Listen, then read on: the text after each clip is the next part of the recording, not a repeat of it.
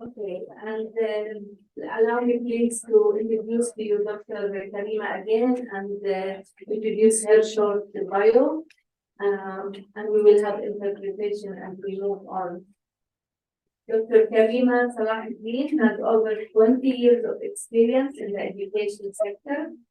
She started her career teaching at primary school and at university level. It's interesting that a lot of us on the higher ed teaching path, we always start in the classroom and we see the need, the huge need. And it's good to see that Dr. Karima also started her career as a primary school teacher. Later she served and sorry, that was like my own improvisation. Later she served as an education officer for Save the Children, United Kingdom, working with and for children with disabilities and their parents. She then provided monitoring and evaluation expertise to USDOL project that focused on combating child labor through literacy programs and especially for rural care. Dr. Salah-Eddine monitored the progress of over 9,000 beneficiaries through her projects. She conducted oversight visits with all of the project partners, associations across Morocco, and led training sessions for the partner associations for proper use of tracking and monitoring procedures, an important piece of education for development. She is a passionate advocate for the development of inclusive environments for accessible and quality education. In 2019, her passion culminated in the creation of an inclusive bachelor program, impressive, with deaf and hard-hearing students study along the hearing fields. Thank you so much, Dr. Karima, and welcome again, and thank you for being with us. Okay, is it working right now? Salam-Alaikum. So allow me before I start just to clarify the way we are going to present, because I'm with Yasin, my deaf students. So I need, I'm sorry, no eye contact with you because I need to focus on the paper. I need to follow the words so that he knows where, what I'm reading so that he can translate for my other deaf students who are here with us. Ladies and gentlemen, esteemed guests and dear students, Assalamu alaikum. It's truly an honor and a privilege to stand before you today at this distinguished symposium focused on a cause that resonates deeply with my personal and professional journey. The important role of literacy in empowering women, particularly in rural areas where we have a very high rate of illiteracy, school dropouts, and early marriage among girls. Before I begin, I would like to acknowledge the presence of Yasin, my deaf student. Yasin holds a bachelor's degree in robotics and a master's in computer science. Yasin will be translating my words into ASL, American Sign Language, for our other deaf students present here with us.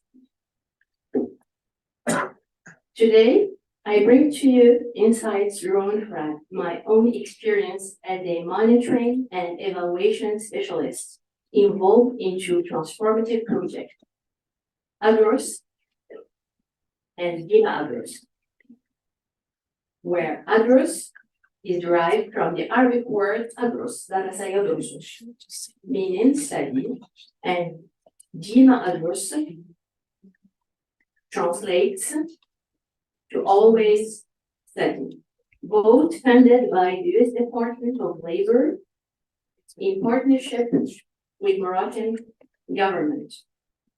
The primary goal was to combat child labor through education, with a specific focus on addressing the challenges faced by little girls in regions classified by the National Initiative of Human Development as the poorest. These areas are filled with high rates of illiteracy and school dropouts, often referred to as descending areas of litter domestics, commonly known in Morocco by petite bonne. Today, I stand before you not to recount the details of the two projects, but to share profound insights gathered from these experiences. Insights that underscore the vital role of literacy in empowering girls. Actually, in the expansive landscapes of remote rural areas where the echoes of education struggle to reach, a stark reality persists. Girls face multiple barriers to completing their studies. Through my role in monitoring and evaluating an anti-child labor project, I witnessed firsthand the transformative power of interventions targeted at the root causes of illiteracy. The fight against child labor and the pursuit of education are linked, forming an interconnection where early intervention becomes a catalyst for change. It was not merely about furnishing schools with desks or providing transportation. It was about fundamentally altering the trajectory of young lives. The challenges were daunting, from the absence of schools to parents' negative attitudes towards educating their daughters. However, through a strategy rooted in community engagement and data-driven decision-making, we implemented solutions that transcended conventional boundaries. Because some of them are fluent in American Sign Language, others they are still in their first year. And the decision to do ASL for them, because in the university, all students are required to have a module in English. So I decided to change that one into ASL. Amazing. That actually have, thank you so much, so that they do have that secondary option. In the journey to combat child labor and promote literacy, the importance of early intervention emerged as a game changer. It became evident that empowering girls through education is not just a socio-economic imperative, but a moral one. Today, as we reflect on the impacts of literacy, let us recognize that it goes beyond the confines of classrooms. It is a force that has the potential to reshape entire communities and societies. Every girl brought back to school represents a triumph over adversity, a step towards breaking the chain of illiteracy, and an investment in a brighter, more equitable future. Our journey began with awareness, addressing the legal age of employment for children and precisely girls, and highlighting the crucial importance of schooling. This initial step was not just about disseminating information, it was about sparking a collective consciousness within communities about the value of education for their daughters. In preventing school dropouts, the provision of after-school tutoring classes emerged as a vital lifeline. These classes not only reinforced academic provision, but also acted as a safeguard preventing at-risk children from succumbing to exploitative situations in the future. By providing academic assistance and fostering a supportive learning environment, we created a haven for these girls to thrive. The impact extended beyond academic achievement. It instilled a sense of confidence and self-worth among these girls. Community engagement and participation were pivotal aspects of our strategy. Our enrollment approach was meticulously crafted, involving parents, students, teachers, local NGOs, and authorities. This participatory approach ensured that solutions were tailored to the specific needs of each community, adopting the strategy of nothing for us without us. In some communes, equipping dorms with beds and blankets proved effective, while in others, a commuting bus addressed the challenges. Providing girls with bicycles was the solution in certain areas, and in more reserved communes, where sending young girls out of the commune was not an option, bringing the school to the girls became the viable solution. To ensure both enrollment and retention, our support extended beyond the classroom, encompassing scholarships and essential resources like bags with school furniture, vocational training, and engaging extracurricular activities.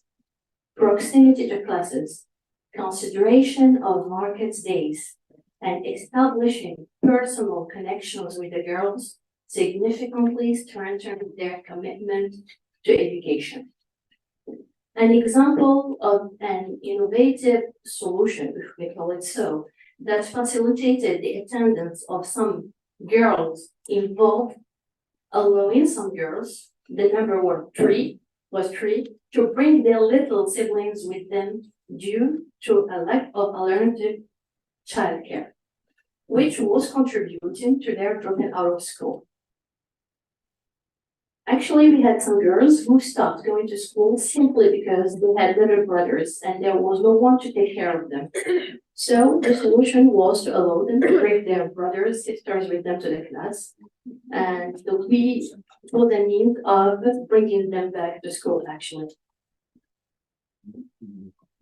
This challenge prompted us to create a designated space functioning as a kindergarten where these children could play while their sisters attended their classes.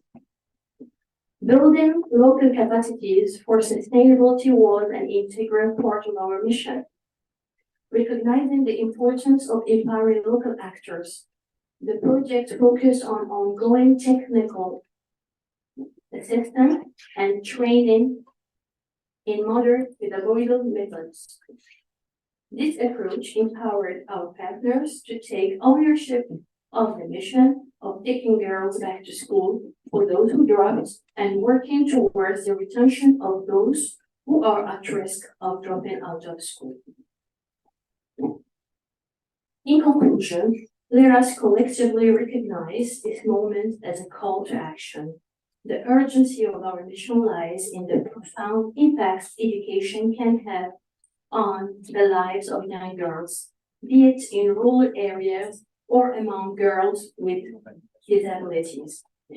Every intervention, every awareness campaign, and every girl brought back to school represents a step towards breaking the chains of illiteracy and empowering generations to come. It is fundamental to recognize that every girl denied an education represents a missed opportunity for progress. And in every girl brought back to school, we witness a triumph over adversity and an investment in a brighter, more equitable future. It is our shared responsibility to uplift communities, reduce illiteracy, and pave the way for a brighter future. Thank you so much for your attention.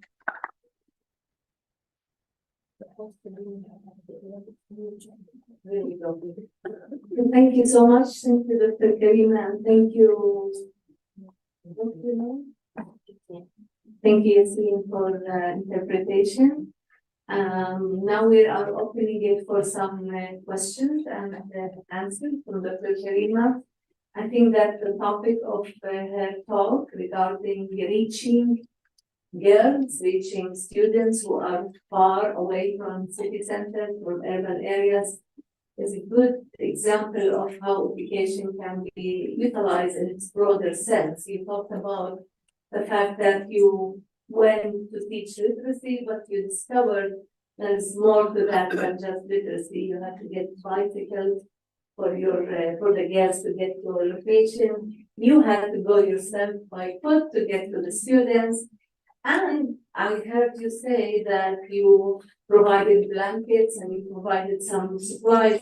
It gets us in this whole area that's trendy about socio-emotional learning, and how socio-emotional learning is as important as literacy for transformation, for education, and for the new generations of students that are dealing with so much, including poverty, marginalization, and especially those types of students.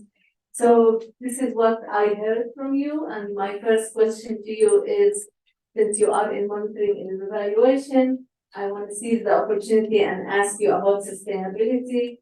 How did you plan, or how do you plan to sustain this program? How do you plan to make it continue beyond the funding? It happens that a lot of the great projects we do, they end when the funding ends, and especially when we have, international funding coming in. So how do you sustain it? What is the plan to sustain it?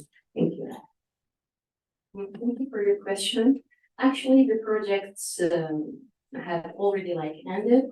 And while working on the projects, we had that mission. We were concerned about sustainability because we knew that the project's life was limited. It was, the first one was 5 years, the second one was 5 years too. So we knew that one day we will not be there. That's why we worked in partnership with the local NGOs, with authorities, and we did, along with the classes we organized, we did a lot of training to the local NGOs themselves, because they were doing the work. We were not doing it ourselves. So that guaranteed actually the continuity and sustainability of the work, and we're still in touch with them. We have personal contacts, and they're still doing the work in their regions. Of course, there have been changes, very important changes. Schools were built.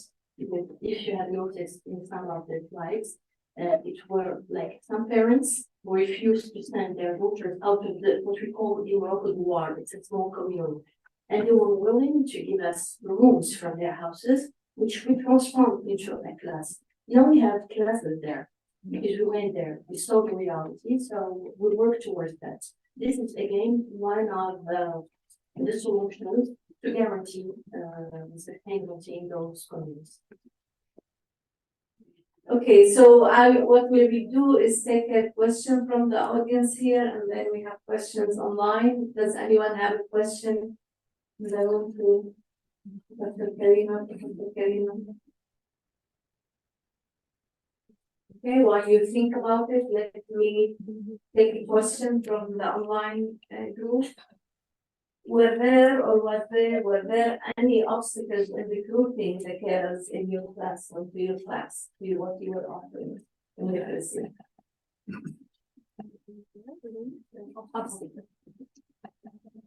Actually, yes, there were plenty, and the first and most daunting one is convincing parents to send their girls, and that's actually what ended up in creating different solutions, like having a class inside the commune, allowing the girls, because some mothers said, no, I cannot send my daughter, who would take care of my little son?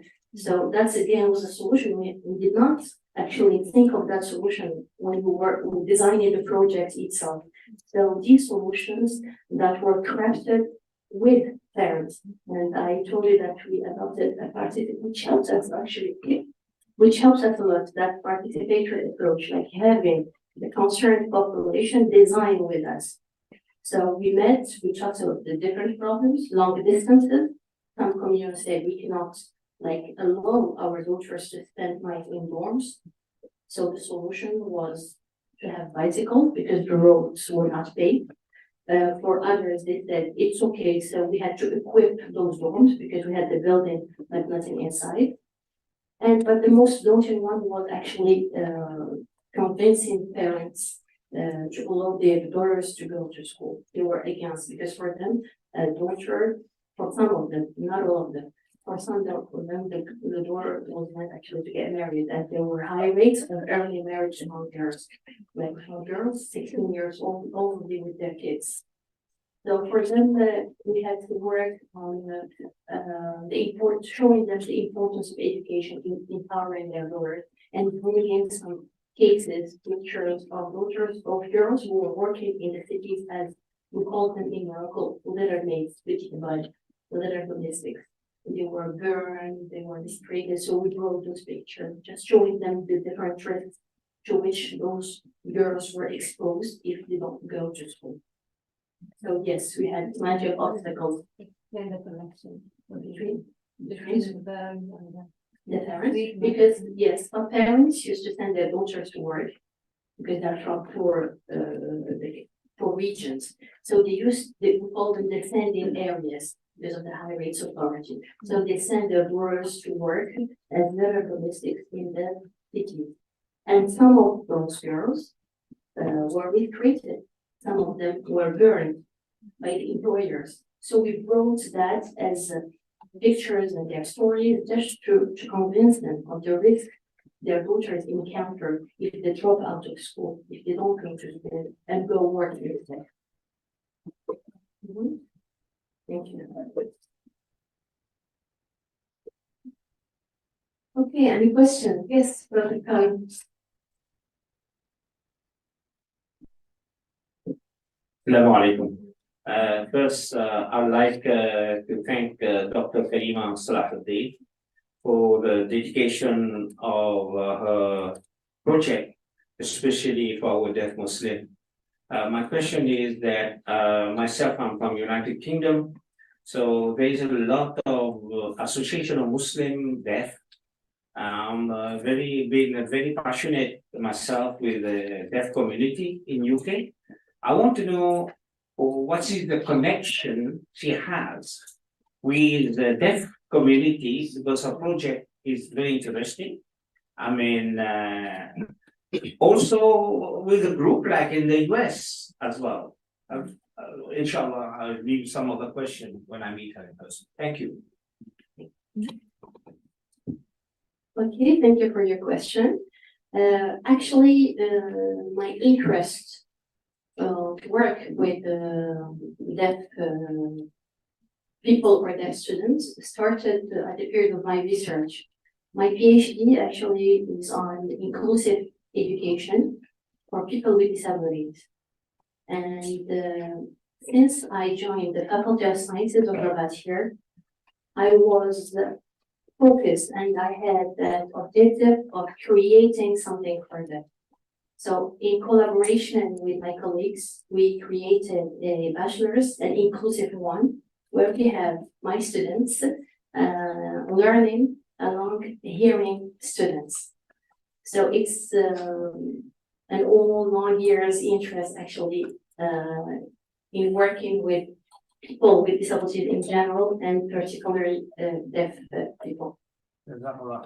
When I meet you in person, I want to collaborate. Inshallah, my pleasure. Thank you.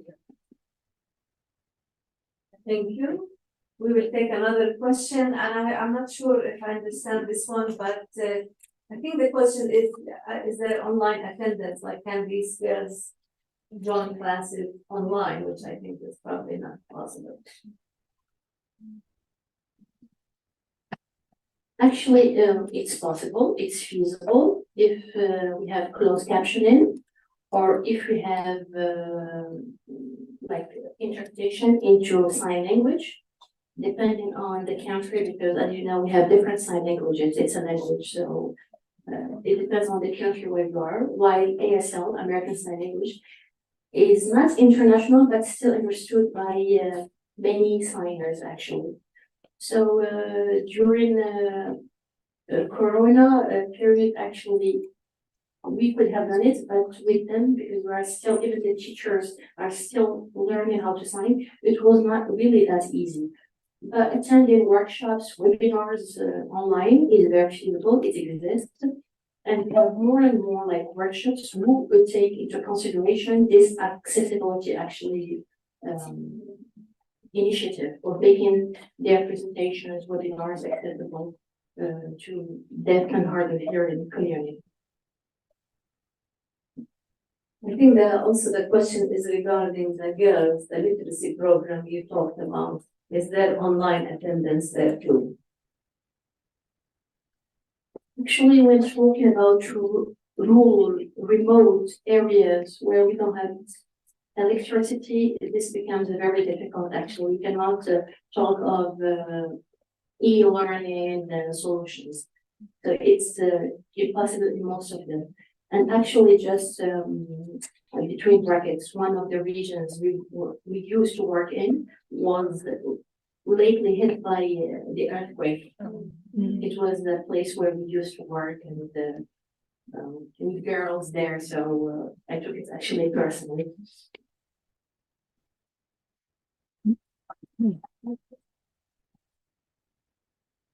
Are there any Yes. questions? Yes, please.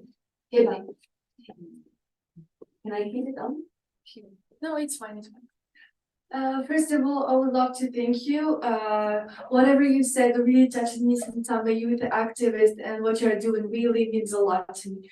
So, my question is, how can you measure like the impact that happens after you finish this training, etc.? Is there any impact that persists? Thank you. So thank you so much. Actually, as I told you, we kept touch with the local NGOs working there, and we had schools built, which means that we guarantee that the girls will have that school for them, because we had rooms, but that does not guarantee that the parents will be given those rooms like for a longer period. They may need it. The other thing, we had girls who got their baccalaureate and worked. And this was like the best achievement ever. It was for us. They were happy actually to get there, but we were happier than them to see them working. Some of them worked as teachers. So all of these were actually signs of, if we may call it like success of that experience. Because for me, in one war, if we were able to say like one or two girls, that was for me a success actually. Thank you so much. Assalamu alaikum warahmatullah. First, I would like to thank Karima and Salah-Eddine for her valuable presentation. I'm asked to her, this research can be established in any other Muslim societies in the world. I think, yes, it can, but you have to pay attention to the particularities of each country. And even in Morocco, you know, the solutions we crafted for the communities in the south were totally different from those in the north. So we have different solutions, different plans.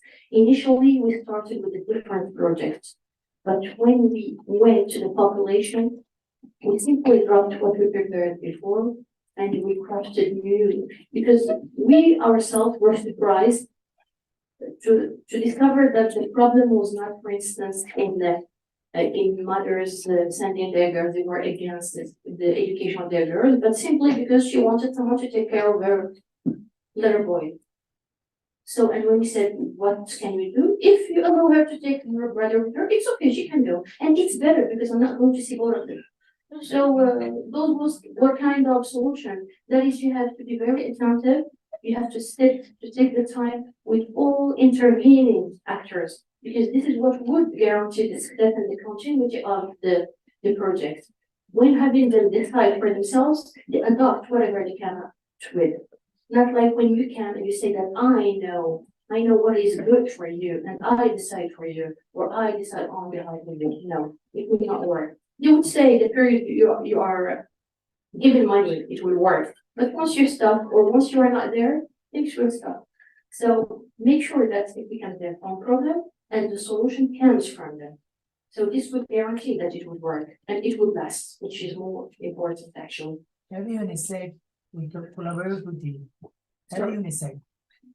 Have you any said for your research to collaborate with you? How? How this way to collaborate with you for your experience for you gather your experience? He wants to collaborate Yes, with organize. yes, of course. We can share our experience. Maybe certain points will work for you, but most important is the idea of sitting with them, going with the idea that I don't have a solution. I am here. There is a problem, and I am here to help with the problem. But you tell me how to proceed, and I will adopt whatever you tell me. Sure. Inshallah. I have a question. Yes, thank you, Professor, for your. Well, the first question is: have you ever met a girl who didn't want to study and choose to get married, or the girls were intrinsic and extrinsic motivated to study? And the second question: there were some psychological issues to deal with, which they are. Thank you for your question. Actually, we met and we knew different cases, different experiences. There was not one model. And as I told you, from one region to another, you encounter different stories, different experiences. But what is common is that girls were happy to go back to school for those who dropped. And those who have never been to school were happy to carry a bag, to have a pen, to have books. It was kind of a far-fetched dream coming true. Some of the girls, they said, in addition to learning, we escaped like the house chores at home. So they regained their childhood, they played, they ran. And if you noticed, the girls, they wear that traditional clothing in their rural areas. So they were holding their clothes and running, and you see that there was a kind of oppression for sure. It was not verbalized, but we felt it. There were some girls like who had to cry because you were giving them an opportunity sometimes, especially when we organized some extracurricular activities for them, bringing them, for instance, to a bath, organizing some stuff for them, like having people visit them, having interest in them. So all of this was like kind of giving them value and their real worth, actually. Thank you so much for your question. Morning. Actually, we have our Dean, I will come back to you. I'm trying to keep track. I think you were next. Merci. Je vais continuer à parler français. Si vous permettez, alors très rapidement. Oui. Merci. Alors, bon. Oui. Alors, deux petits points. Je ne peux pas d'abord rater mes félicitations. Voilà. Pas rater mes félicitations pour votre engagement, sincèrement, et pour les valeurs très précieuses que vous défendez. Sincèrement, félicitations. Alors, deuxième petit point, moi je voudrais juste partager avec vous, mais à titre de suggestion et à titre de disponibilité de notre part à la faculté des sciences d'éducation, et dans des perspectives à la fois de recherche, mais de travail, de collaboration. Je ne sais pas si vous êtes au courant alors, par rapport aux formations que nous montons. Alors, éducation inclusive, c'est un master. Alors, éducation des adultes et apprentissage tout au long de la vie. Et puis, management et leadership éducatif. Je suis certain quand même que ça pourrait ouvrir des perspectives de collaboration ensemble avec des masters encore de didactique de discipline. Je crois que nous sommes capables de monter avec vous des dispositifs donc, de formation d'accompagnement, de suivi et pourquoi pas d'évaluation. Voilà, merci et encore une fois mes félicitations. Merci à vous, je serais honorée de vous prendre. Okay, I'm sorry. It was a kind actually of invitation to join the Faculty of Education Sciences to collaborate together. They are doing excellent work in the field of inclusive education, in the field of long life learning. So I will be more than honored to work with them and to join them. Thank you so much. Ladies and gentlemen, distinguished speakers and respected participants, my name is Selma Bouskari-Arawi, and I'm a PhD student in Management Science in the Faculty of Law, Economic and Social Sciences, Rabat Agda. First of all, I'm so proud to be with you, and I really appreciate the enriching insight shared so far. My question is, how can educational institutions collaborate with industries to create inclusive curricula that empower girls, women in those areas with the skills needed for leadership or working opportunities in the future? Thank you so much. So here we'll shift from the rural area to the broader sense actually of the, as I told you, there is a key word which is participatory. That is, you go to the targeted population, sit with them, talk with them, be it you, be it young girls, whoever. Do not look down at their experience. They are the ones who know better what they needed, what would work for them. So for me, from all this experience, the key word was participatory, because I noticed firsthand the change in the project, in the two projects. That is, we were sitting here, it was in partnership with the Youth Department of Labor. We were collaborating, deciding here in Rabat for them. Like, we know what was good for them.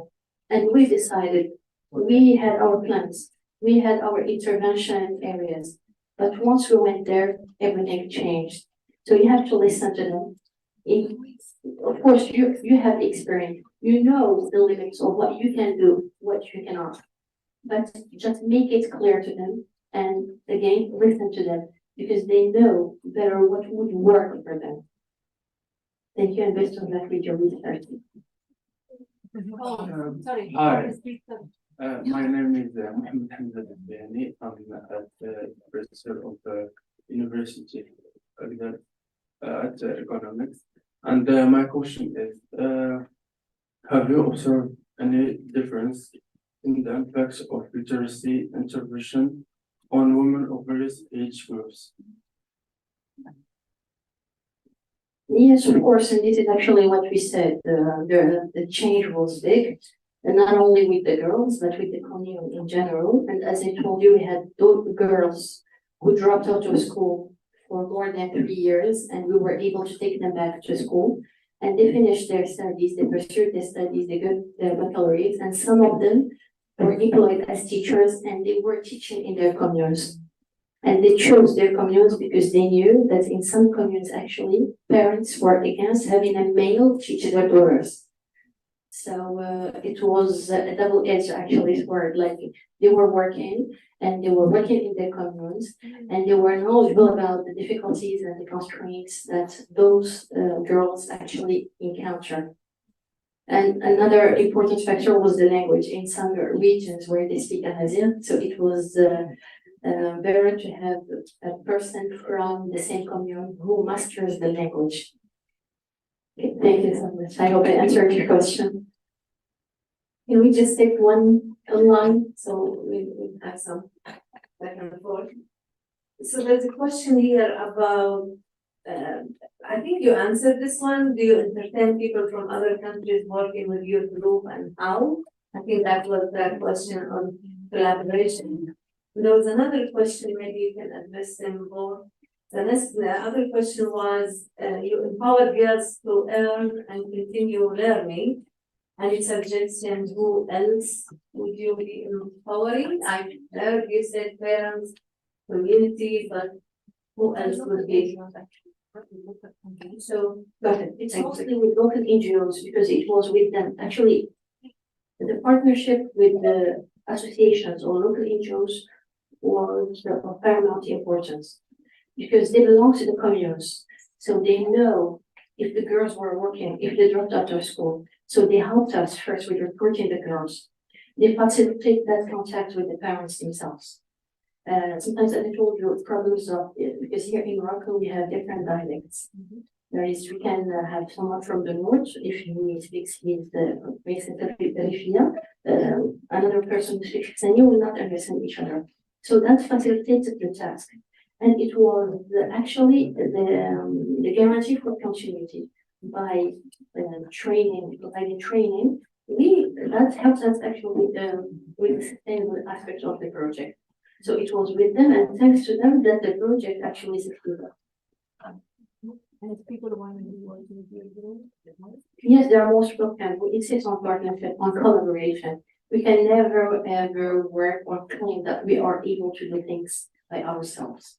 And the experiences are very enriching, and yes, they are most welcome actually. and is it okay to put your email in the chat? Yes, please, yes. You have it from the Yeah.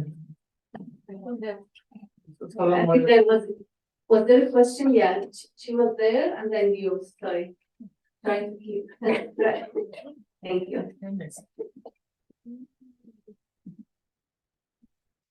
Thank you so very much for your very insightful talk. I'm not sure if it's being translated to our your students.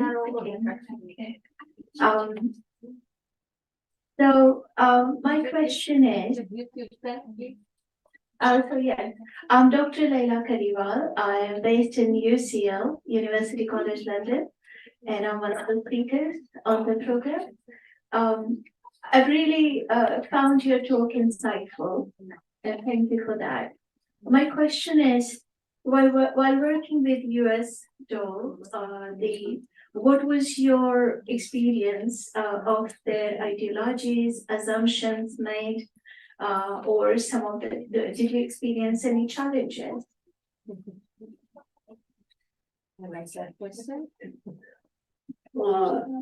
Thank you for your question. Yes, of course, and this is one of the things when you partner, when you get funds from international organisms or whatever. For instance, for us, it was forbidden to teach Islam or Islamic studies using their funds. So, but we were teaching the Moroccan curriculum in which we have Quran, we have Islamia.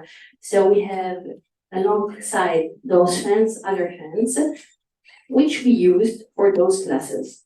So we understood, and it was clear from the very beginning, and since we accepted, so it was okay.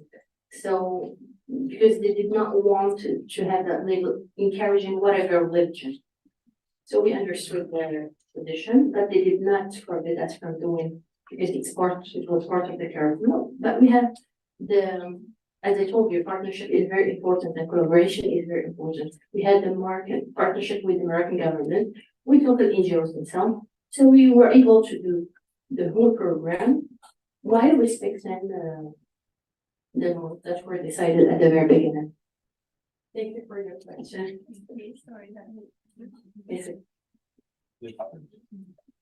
Assalamu alaikum. I don't know if words can express what you have been telling us. And just a reflection is that now, no need to tell the pupils, no need to tell the child, go to school. Now the school comes home. This is something very positive. And when you tell teachers, I've been a teaching profession for so many years at different levels, because teachers do complain. When I look at what you have been doing, it's fantastic, and God will reward you surely, and all the teachers also. My question is about how do you address the question of economy, because you said some time back that girls have to work, but when we look at this, they bring in some kind of money, resources, How did you address that problem with the parents? And what about educating the parents? Would like to know about this because you are dismantling a culture. You are dismantling a culture in order to establish a new culture. And how did you address these two issues? Thank you. Thank you for your nice words. I appreciate it. Actually, for the first question about economic aspect, we had the kind of scholarship that we gave via the NGOs to the kids. So we gave them the school bags, of course, we furnished the classes, we provided buses for the regions that we could have a bus, bicycles for girls who needed the bicycles. Sometimes, you know, some parents send the daughters to work. Of course, they are poor, but they're not really in need of that money because it's not a salary. It's small amount of money, but still for them sending the girls is like they used to say one mouth less. You get that notion. So we provided scholarships. It was $100 per girl. And for the other question, some of the mothers themselves were girls, as I told you. Like you find a girl 16 years old with a kid. She herself is still a girl. And for vocational training, some mothers who expressed their will to learn sewing or some of those activities with the NGOs. It was the NGOs allowing the children. For us, we were not allowed to have them because we have the age was limited. So those over actually 16 were not allowed to be included in the project. But the local NGOs, because sometimes the local NGOs are all members. Sometimes you find like the whole commune having the same family name, their cousins among themselves. So they were helping each other. Even if for the project we were not allowed to have parents, we had some training for them because we worked a lot on awareness raising, on the risks of not sending girls to school, on the risks of early marriage on girls and all of that. But for the other activities, it was in an indirect way, I work with the NGOs, the local NGOs themselves. Thank you. Assalamu alaikum. First, I want to just say I'm amazed to be one of your students. My question is, what is the impact you have on the other doors, like not the ones you go to, but the ones you didn't go to, like when they see this other wars and the mother say, oh, my daughter had the back, like Lord, what they tell them, how you impact the other, like one who you were working with. Okay, thank you. Me too, proud to have you as a student. Actually, for the impacts of, we used to work in a commune. It means all those doors and the way classes or schools are built or organized in rural areas, that is you have one in a particular region, because you cannot have plenty. One in one region and you have all the others coming to that same school. And this is what explains why some don't go, because for instance, one lucky war finds itself near the school. And consequently, if parents are willing to send their daughter, then they go because they go and they come back to school. It's near them. For those who are far, of course, we were concerned with those who are far, with those who were not sending their daughters. And the strategy actually was working with all the communes. With, for instance, a commune is in which we have Jmaa, in which we have different dwellers. So we work with all of them. Normally, I can't tell you what others think if I have not been there. But for those who are near them, that is sometimes we have a list of a number of girls. Then the NGO, the head of NGO comes and tells, I need to add more because some girls who refused at the very beginning to go, after they saw that their cousins are going, they want to join them. And of course we say yes, but replace them in, for instance, it created some problems because we used to work in cohorts, but still we try to fix that, like having that additional list.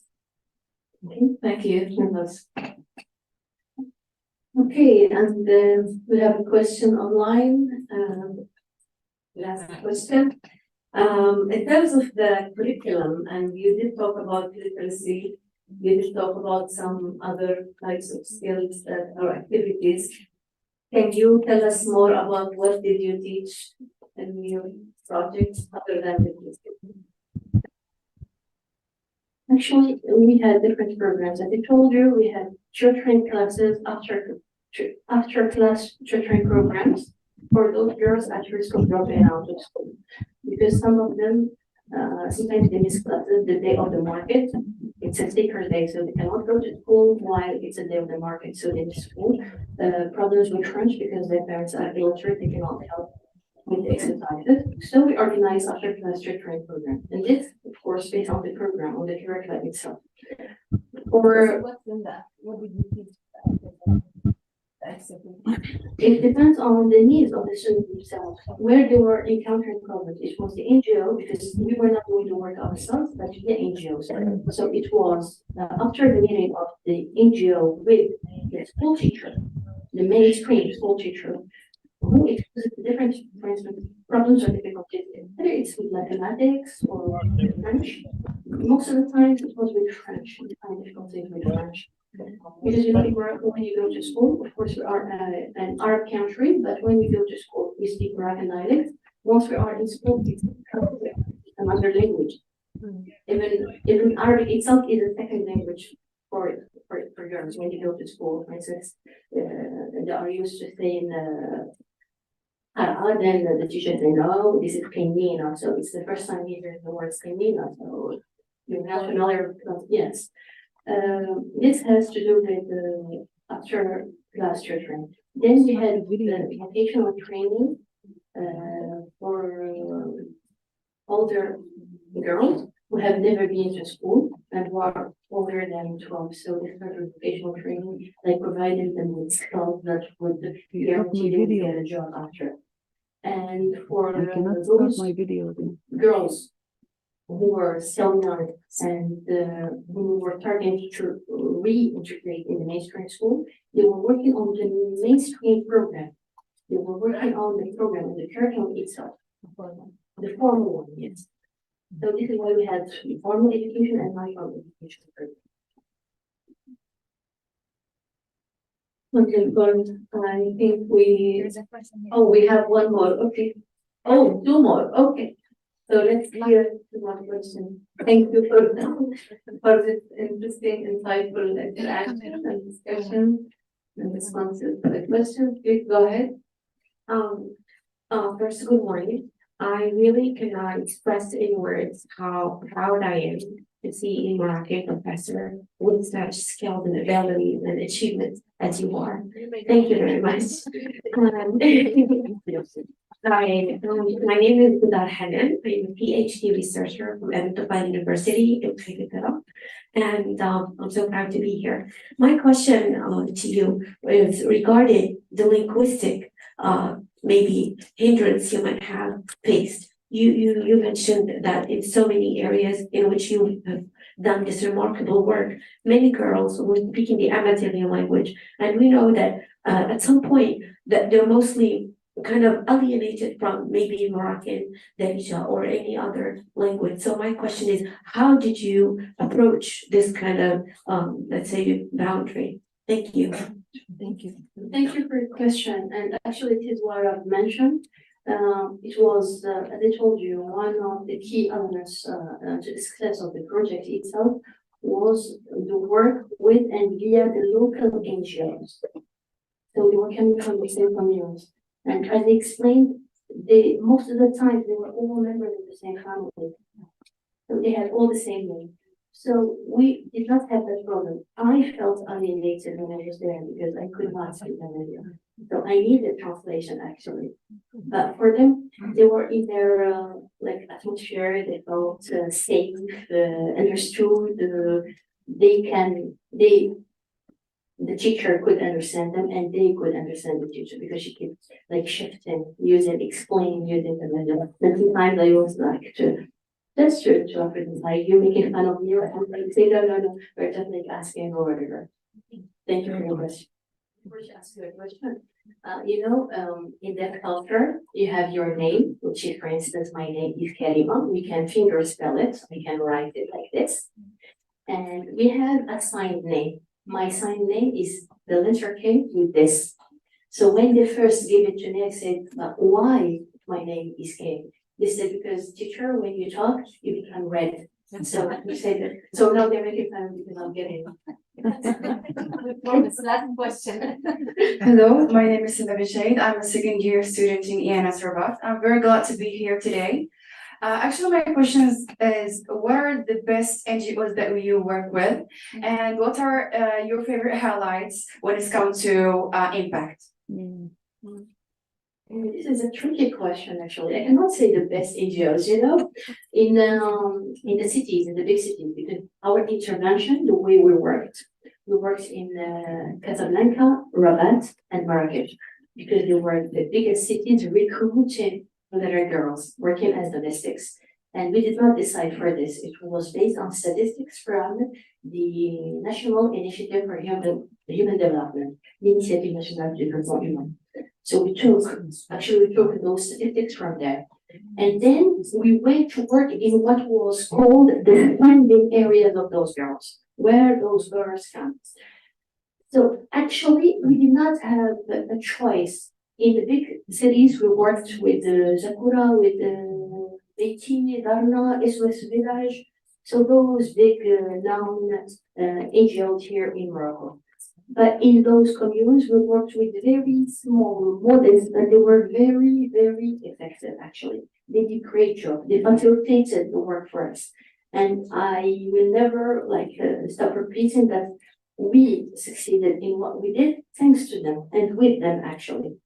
Because they knew the population, they knew them in person, they helped us go directly to those who were really in need of certain action or whatever.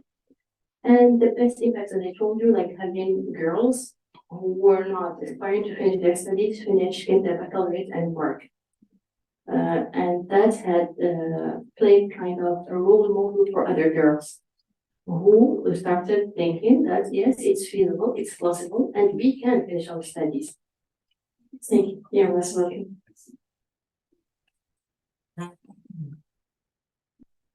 Thank you again for Dr. Karima Salah-Eddine for your responses.